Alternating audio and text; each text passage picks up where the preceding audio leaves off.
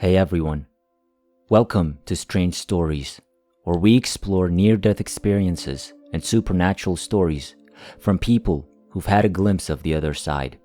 If you enjoy our content, please consider liking the video and subscribing to our channel. Without further ado, let's get to the story of the day. I'd like to share two personal experiences with your listeners. Growing up, my family was not particularly religious, though we did attend church on occasion. When I was 4 years old, my mother asked my father what he wanted for Christmas that year, and he said he wanted a Bible. I had a hazy idea what that was, and I was relieved to see that he received one for Christmas. My father decided to read us the Christmas story from Matthew that night and gathered us all around him. I was the oldest of 3 siblings, the other 2 being younger brothers. He read the first chapter to us, and when he didn't get to the end of the story by the end of the chapter, he closed the book and said he would read it to us the next night. That started an almost 8-year tradition of reading us a chapter of the Bible every night before bed. We went all the way through the Bible 3 times in those years. We did not attend Bible studies, nor were we told how to interpret what we heard. I found myself alone in the sanctuary of our church one night several years after we had stopped doing this in our home. I was a senior in high school. My next oldest brother had died unexpectedly earlier in the year, and I found myself talking to God for the first time. I told him that listening to the Bible for all those years was similar to hearing someone read the phone book aloud. I asked him if he was real and told him I wanted to know if he was. There was no response. 3.5 years later, my senior year of college had just begun, and I was living with my grandmother. The young man I was madly in love with came through town and stayed with us for a couple of nights. He'd spent the summer working at a Christian conference center on the Oregon coast, where he'd made friends with a young man who lived near my grandmother. His friend had to leave the job before the end of the summer, but he wanted to hear the sermon given by a pastor who arrived after he had. My love, who was very fond of me but did not reciprocate my passion, taped the talk his friend had requested.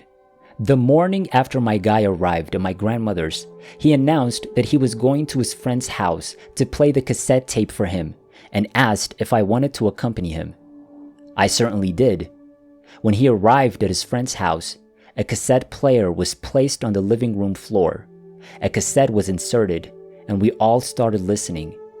I wasn't saying anything, but I was looking out the picture window to the south, watching the sun rise over a hill to the east of the house and enjoying the bright light streaming across the lawn.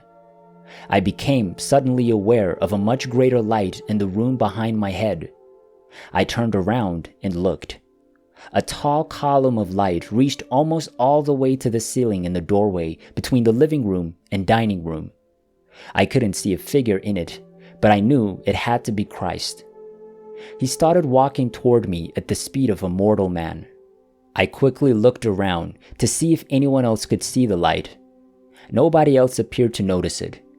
When he arrived in my chair, he asked me telepathically, "Well?"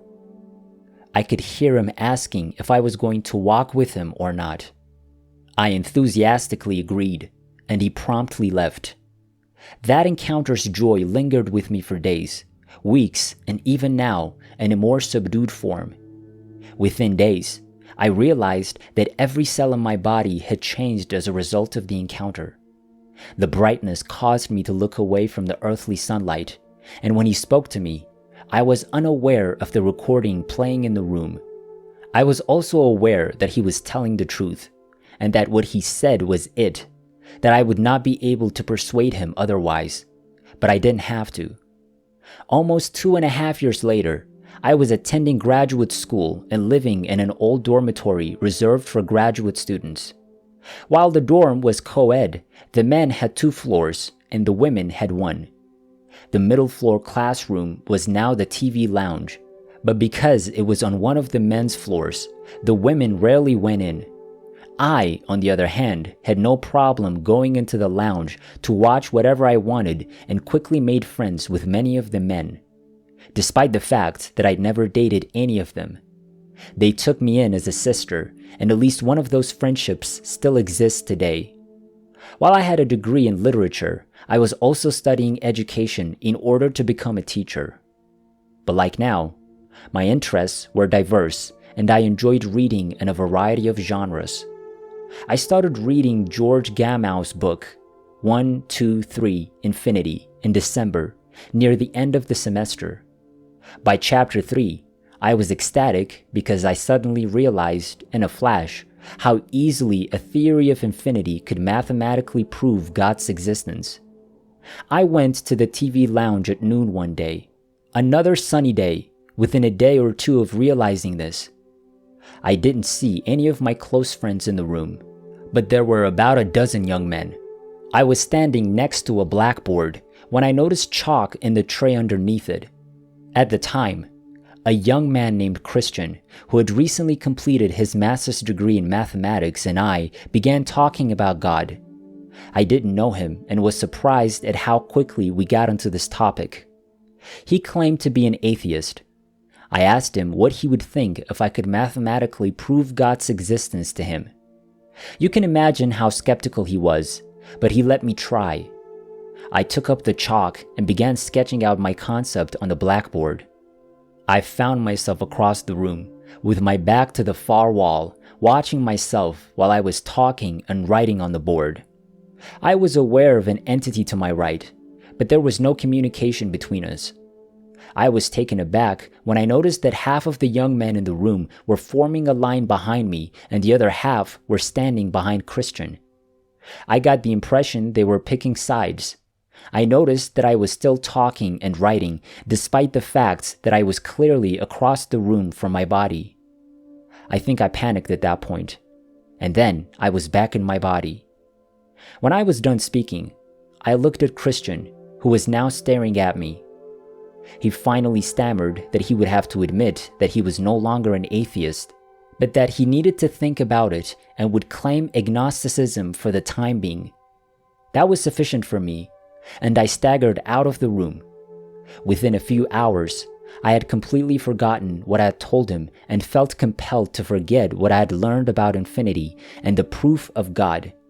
I was able to predict when people would die during this last experience, beginning with JFK's assassination and continuing with the death of my brother at the start of my senior year of high school. This talent made me uncomfortable. When I returned to the graduate dorm after Christmas break, I passed the TV lounge on my way up to my room, and the air was thick with death. This was like fog, a scent, or a combination of the two that I can't put into words. I soon discovered that two different young men who lived on that floor had died in separate car accidents while driving to their respective homes for the holidays. Christian was one of them. Soon after, I begged God to take away my ability to sense when death was in the air, as it simply upset me. He did, and I haven't had any problems with it since. On the other hand, being dead does not frighten me at all. When I talk to the light, Christ, in the first experience, I was watching myself from across the room while I talked about infinity.